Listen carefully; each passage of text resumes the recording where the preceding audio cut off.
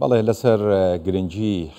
بابەتی هەڵبژاردنەکان لە ناوچەکانی دەرەوەی ئیدارەی هەرێمی کوردستان لە ستۆدیۆی سنتەرەوە ڕێز عەبدولسەلام بەرواری شرۆڤەکاری سیاسیمان لەگەڵا مامۆستا عەبدولسەلام بەخێر بێیت ستۆدیۆی کوردستان 24 زۆر باس لە گرنگی هەڵبژاردننی ئەنجومەنی پارێزگاکان بۆ کورد دەکرێت. چی ئەم هەڵبژاردنە لە هەڵبژاردنەکانی ڕابردوو جیا ئەکاتەوە بۆ گرنگە؟ بەڵێ زۆر سپاس بۆ ئەم دەرفەتە سڵاو و ڕێز بۆ خوشک و برایانی بینەر. بەڕاستی خۆی بە شێوەیەکی گشتی لە پێی دستوری عێراق ئەنجومەنی پارێزگا ڕۆڵێکی هەرە گرنگی هەیە.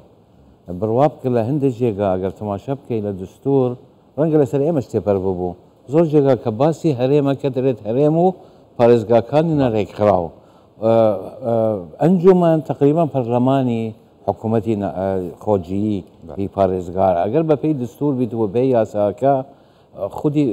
ئەو گرنگیەی بڵێن دەبەخشرێت بە هەڵبژاردن لەوە دێت کە خودی ئەنجومەنەکە گرنگە. ئەمە لەلایەکەوە لەلایەکەوە بە تایبەتی بۆ ئێمە لە ناوچە کوردستانیەکانی دەرەوەی سنووری فەرمی هەرێم زۆر گرنگە بەشداریکردنمان و لە هەڵبژاردن و ڕۆڵگێران لە ناو ئەنجومەن و طبعا لە ناو ئەنجومەن و لە پارێزگار بگرێتە گەورە بەرپرسان هەمویان دەگدان لەسەریان ئەدرێەوە ڕێککەوتن ئەکرێ لەسەریان بۆی زۆر گرنگە جارێ بچینە دەنگدان. دووەم لەوێ هەوڵ بدەین ئەگەر لە هەڵبژاردنش نەمانتوانی لیستێک دروست بکەین بەڵام کە ئەو نوێنەرانەی دەرچوون لە ناو ئەنجومەنی پارێزگا بە نمونە کەرکووک و نینەوە هەمیشە ئێمە ئەگەر پێکەوە بین کورد ئەبینە زۆرینە. ئەگەر لەبەر هەر هۆیەک بیت لە نینەوە تو پارێزگارش نەبیتە مافی تو جێگیری پارێزگار هەمیشە مافی کورد بوو. لە کەرکووک وەکو بوو نەریتێک کورد بەپێی ئەو لیستەی هەی بۆ لیستی برایەتی تورکمانیشی تێدا بوو عەرەبیشی تێدا بوو. بۆیە بێژگەلە کە کورد ئەیتوانی هەمیشە نیوەی دەنگەکان بینیت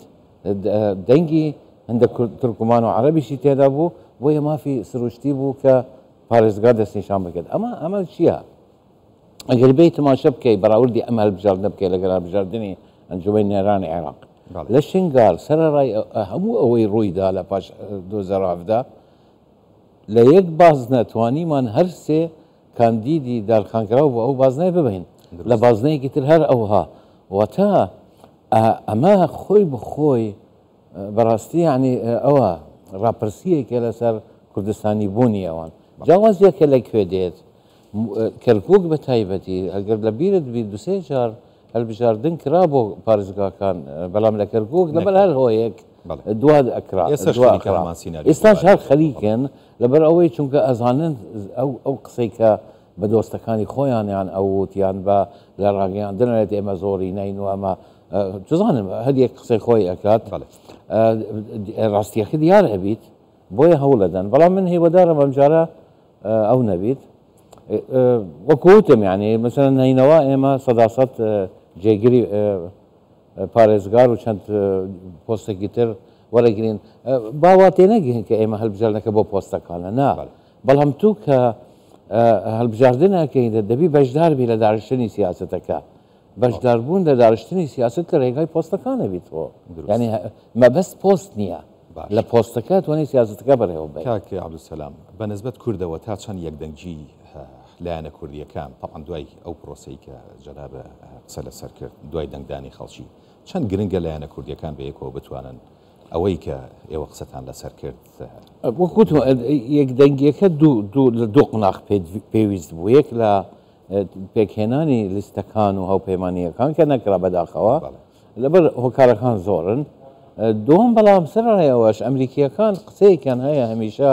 سەرۆکەکانیان کە ئەبنەوە گەربینیە بیری خۆت ئەلێت هەڵبژاردن ئێمەی دابش کرد ئەنجامەکانی با ئێمە یەک بخاتەوە. ئەمە پێویستە نەبەسێ سەر کورد لە هەموو کەس بە تایبەتی لە کورد و ئەو بارە تایبەتی کە هەیە لەو ناوچانە من تەسەوور ئەەکەم حیزبە سیاسیەکان بە دەرەجەی یەکەم پاشان نوێنەرەکانی ئەو حیزبانە ئەوانەی کاندیدانەی کە دەرچوو پێویستە پیشانی ئەم خەڵکە بدەن کە ئەوان لە ئاستی ئەو متمانەنە هیچمان ناوێ لەوان غیری ئەوەی پابند بن بە ئەرکە نیشتمانیەکەی خۆیان لە کەرکووک ئەگەر ئێمە لە هەڵبژاردن بنملانێشمان کرد بێت قسەشمان بە یەکتر وت بیت ئەگەر ئێمە لە کوردستان ڕێکش نینین بەڵام لەوێ شەڕی نەتەوەییە لەوێ شەڕی مان و نەمانە بۆ ئایندەی کەرکووک ئەمانەوێ ئەم ڕاکاندژبووریە و هاوشێوەی ئەو بمینن و وەزعی کوردستان و دەیەکانمان و کێلگەکانمان هەمووی ئەوە بیت ئەوەی هەیە یان ئەمانەوێ ئەلەقل ڕای بگرین ئەو سیاسەتە ئەمە چی پێویستی لەوێ هاودەنگ بین عەلاقەل هاودەنگ بین چکۆ مەسەلەکە لە ئەوە نییە و هاودەنگ بین لەوەی کە بڵێن بەش بەشانێ بکەین بە پۆستەکان نەخێ دەبی هاودەنگ بین لەوەی یەکەمین تشت ئێمە هەوڵێکی جددی بدەین پارێزگار کورد بیت من لێت ناشێرمەوە من خۆم زۆر پێم نەخۆشە وەکو کوردێک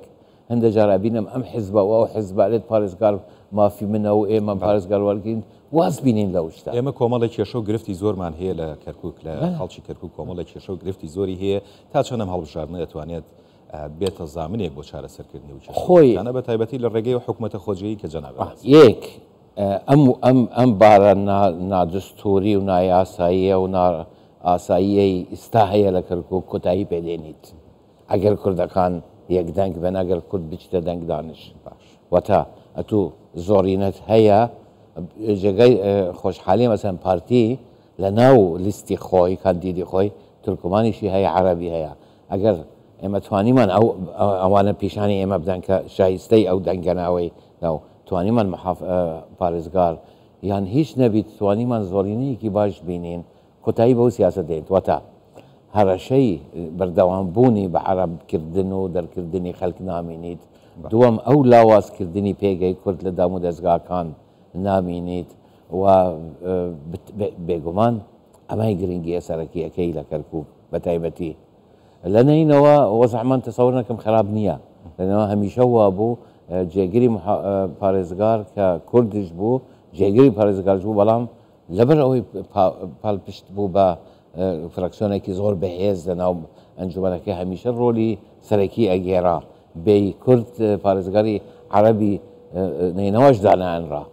بەڵێ عەبدولسەلام بەرواری شرۆڤەکاری سیاسی سپاس بۆ بەڕێز ئەهلا وسهلا